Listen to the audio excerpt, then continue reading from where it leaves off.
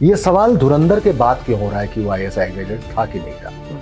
क्या देश के किसी भी जर्नलिस्ट में ये कुव्वत नहीं थी कि वो खबर निकाल पाता कि अतीक के आईएसआई से संबंध? जब धूमनगंज की पुलिस, इलाहाबाद के धूमनगंज की पुलिस उमेश पाल मर्डर के वेपन रिकवरी के लिए उसको कसारी मसारी ले जाते हैं, जहां एक खंडहर में वो सारे वेपन थे। उसके बाद धूमनगंज में उसकी पूछताछ होती है और पूछताछ में वो ये बताता है,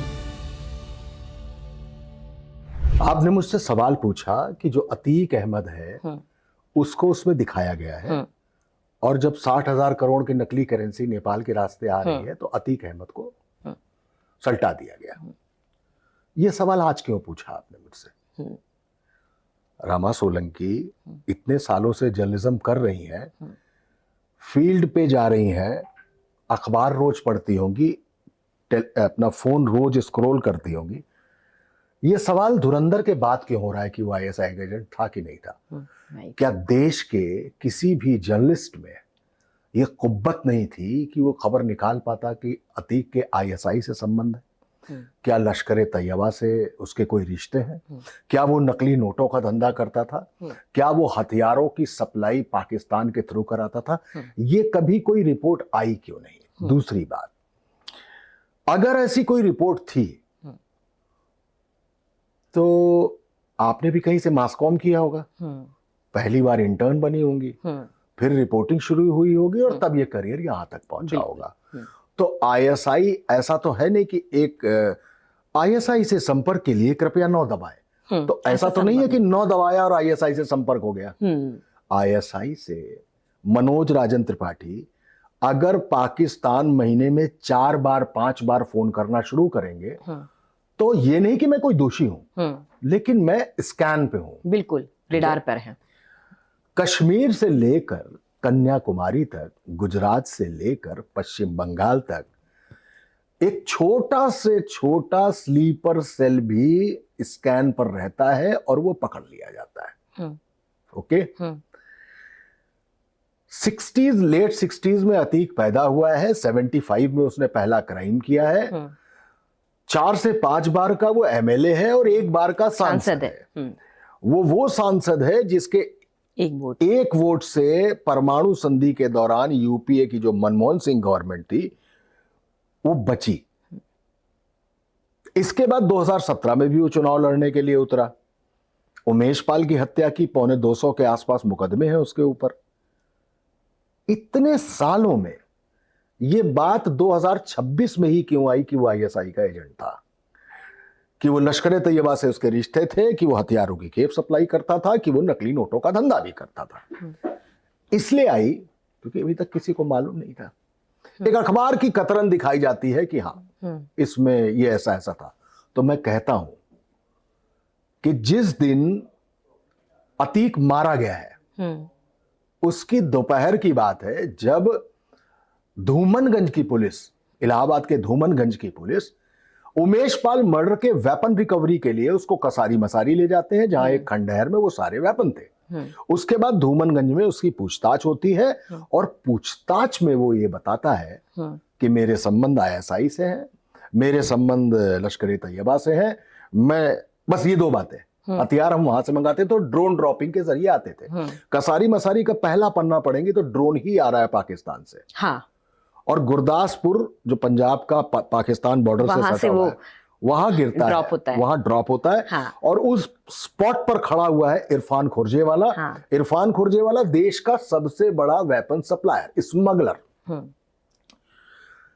ये बात इतने सालों में, 75 का पहला क्राइम और 2026 में धुरंधर 2 रिलीज होने के बाद आईएसआई का मसला इतने दिनों बाद क्यों आया? पहले क्यों नहीं आया? उसने राजू पाल सिटिंग एमएलए को 5 किलोमीटर तक दौड़ाकर गोली मारी। बिल्कुल। जमीन के एक हिस्से को अपनी टाउनशिप की डिजाइन बिगाड़ने से बचाने के लिए मदरसे में पढ़ती 13 से 14 से 15 साल की बच्चियों के साथ उसके गैंग ने उसने एक गरीब महिला को उसकी जमीन हथियाने के लिए उसके पति और उसके बेटे को करंट लगा के जनरेटर से उसको मार डाला। उसने अपनी ही रिश्ते की एक बहन जिसका नाम अलकमा था, उस अलकमा की ऑनर किलिंग की। उसने अशोक साहू नाम के एक आदमी को केवल गाड़ी बैक न करने पर मारकर फेंक दिया।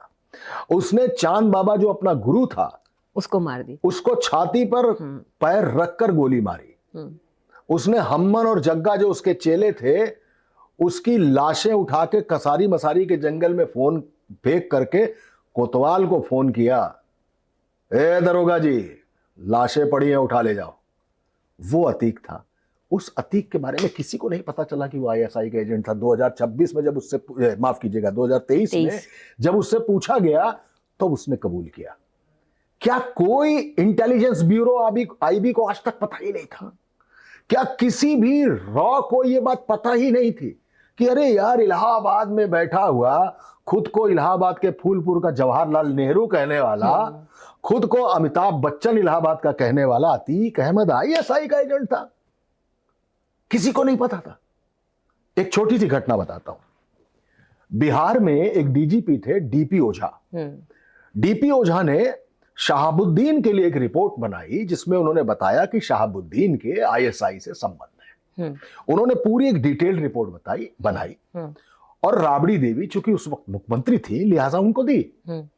राबड़ी देवी ने वो रिपोर्ट कहां की छोड़ दीजिए, लेकिन डीजीपी डीपी ओझा हटा दिए गए। यहां पर एक बात आती है कि एक अफसर ने बनाई रिपोर्ट, वो रिपोर्ट कूड़ेदान में ट्रैश कर दी गई। अतीक के लिए ऐसी कौन सी रिपोर्ट थी आज तक? कोई भी नहीं। इसलिए अब आते हैं धुरंधर 2 पे। धुरंधर 2 में जब आप शुरू से देखना शुरू करेंगी तो आपको उनके प्रोडक्शन, डिस्ट्रीब्यूशन, प्रोड्यूसर्स के लोगो दिखाई देंगे। Brand partners, media partners, OTT, satellite partners, music partners सब दिखाई देंगे। उसके बाद लगभग 70-80 सेकंड का एक डिस्क्लेमर आता है। इस कहानी के सभी पात्र काल्पनिक हैं। किसी भी जीवित या मृत व्यक्ति से इसका कोई लेना देना नहीं है और दर्शकों को सख्त हिदायत दी जाती है कि वो अपने विवेक का इस्तेमाल करें।